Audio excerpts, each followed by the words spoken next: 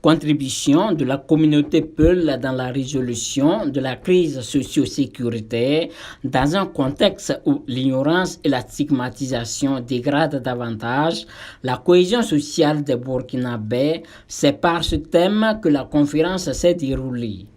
À cette occasion, plusieurs appels ont été faits. Nous lançons un appel à tous les égarés qui ont pris les armes contre le Burkina Faso, qu'ils soient de la communauté Peul ou d'autres communautés, quelle qu'en soit la cause, que ce soit de la frustration due à des injustices, de la pauvreté ou de l'ignorance, à les déposer et à revenir à la maison pour qu'ensemble nous puissions construire le Burkina Faso. Nous lançons également un appel à tous les leaders Peul à sensibiliser massivement nos frères et sœurs à se départir de cette entreprise terroriste qui ne fait que dégrader la cohésion et l'intégration des ethnies au Burkina Faso.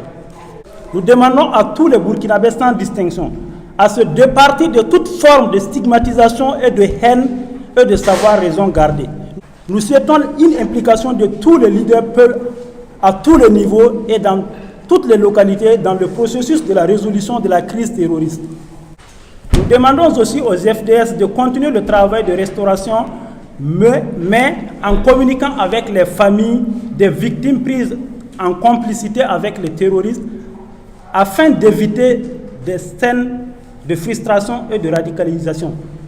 Mokhtar Tall et ses camarades saluent la vision et les actions de la transition qu'ils soutiennent par ailleurs.